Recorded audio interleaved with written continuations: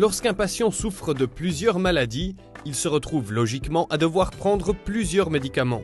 On ne peut toutefois pas prendre n'importe quoi, n'importe comment, et la combinaison de médicaments est un casse-tête pour les médecins.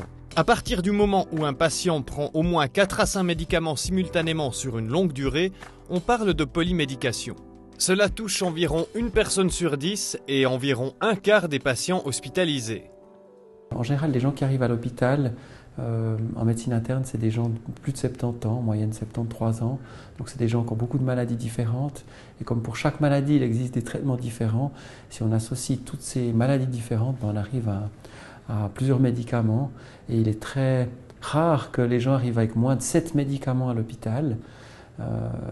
Donc ça c'est déjà un problème parce que quand vous donnez 7 médicaments, vous avez à peu près 80% de risque qu'il y ait des interactions médicamenteuses, 30% de risque qu'il y ait des effets secondaires que les gens subissent finalement.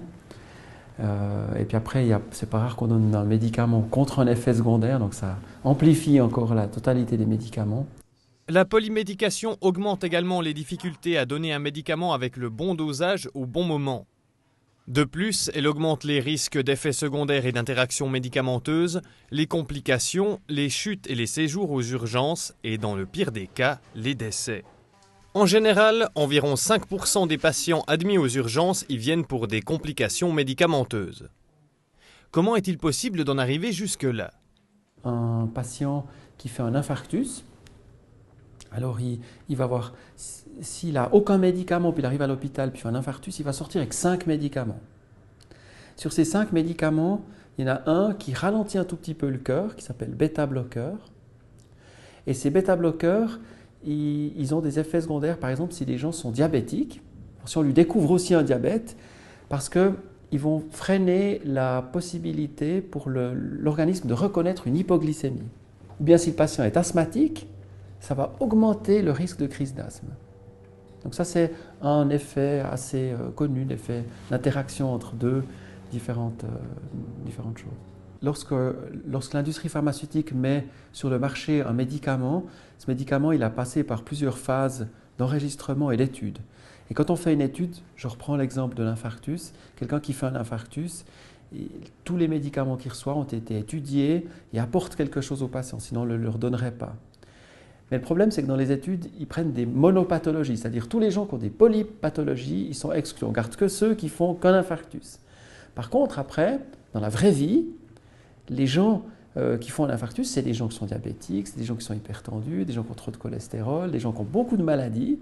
Et puis, ça ne correspond plus du tout, ou pas tellement, disons, pas plus du tout, c'est un peu fort, mais pas tellement au cas du patient qui était dans l'étude, où il y a des interactions médicamenteuses. Donc, si vous voulez, la polypathologie, elle n'est pas suffisamment étudiée. Patrick Mouffe est le pharmacien-chef du CHB. Il explique les différentes causes et les risques de la polymédication.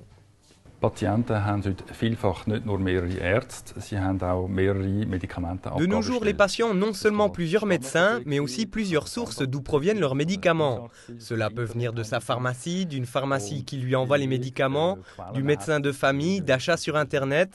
Et plus on a de sources, plus il devient difficile de garder une vue d'ensemble. En plus de cela, il y a des médicaments de plusieurs marques différentes. Il y a l'automédication lorsque le patient achète lui-même ses médicaments. Il va peut-être prendre un autre médicament que celui que lui donnait son médecin de famille. Tout cela engendre un cocktail dont on peine à garder une vue d'ensemble. Et finalement, le seul qui sait vraiment où il en est, qui peut avoir une vue d'ensemble, c'est le patient lui-même. Le problème, c'est que le patient n'a pas le même savoir qu'un spécialiste du domaine qui connaît tout des médicaments. Du coup, le patient a parfois l'impression qu'il prend trop de médicaments et il commence à en laisser un ou deux de côté. Et cela peut avoir une influence sur le traitement. Anfangen das eine oder andere auf der Seite lassen, was dann wiederum die therapeutische Wirkung der ganzen Therapie beeinflussen kann. Le docteur Genet, médecin-chef en médecine interne, explique les mesures que prend le centre hospitalier Bienne pour lutter contre les complications liées à la polymédication. Alors vous avez ici un patient de 76 ans. On voit qu'il prend 7 médicaments différents, 1, 2, 3, 4, 5, 6, 7. Et puis ce qui est important, c'est de tester maintenant notre logiciel pour voir s'il y a des interactions médicamenteuses. On le met en marche, il va tester toutes les possibilités d'interaction de chaque médicament avec chaque autre. Et on voit qu'il y a 2 interactions bénignes qui ne nécessite pas de changement de traitement, et puis une interaction qui pourrait potentiellement être plus dangereuse, qui va nécessiter qu'il y a un des médicaments qui est en réserve qui ne le reçoit pas, mais que si jamais il devait le recevoir, qu'on en mette un autre à la place. À l'hôpital, les infirmières préparent les médicaments pour les patients. Il y a des boîtes à compartiments pour une journée. Pour ne pas donner des médicaments à un faux patient, elle doit toujours, lorsqu'elle arrive vers le patient, s'assurer que c'est bien le bon patient, qui reçoit le bon médicament au bon endroit. Il y a des patients qui sont déments, qui ne sont pas capables de dire qu'ils s'appellent Meyer ou Müller. Donc les patients ont une étiquette autour du poignet, un bracelet avec leur nom. Et comme ça, elle peut contrôler que c'est bien le bon patient qui reçoit le bon médicament. Et puis elle explique, elle s'assure aussi qu'il n'y a pas d'effet secondaire, qu'il va pouvoir les avaler. Parce que s'il vomit dans le quart d'heure qui suit, on ne considère pas que le médicament a été absorbé. Donc c'est vraiment le rôle clé de nos infirmières. Et elle prépare ça quotidiennement, tous les jours, pour que ça joue, quoi. Au moment où ils quittent l'hôpital, on discute avec eux de tous les médicaments qu'ils ont. Et puis, on leur dit aussi, celui-là, il va jusqu'à telle date. Ils reçoivent la liste avec un tableau, arrêtez telle date. Et puis, on envoie cette liste également au médecin de famille. Comme ça, le médecin de famille sait aussi quel médicament il est prévu d'arrêter à quelle date. Pas que les traitements qu'on initie à l'hôpital se poursuivent indéfiniment. Si la prise de médicaments à la maison est compliquée, des boîtes pour toute une semaine peuvent être utilisées. Les médicaments sont d'abord répartis dans les compartiments des boîtes quotidiennes. Le personnel de soins aide les patients à préparer cela. Les complications évitables liées à la polymédication ne peuvent être réduites que si le pharmacien et le médecin discutent et collaborent étroitement. Patrick Mouffe a quelques conseils pour les gens touchés par la polymédication.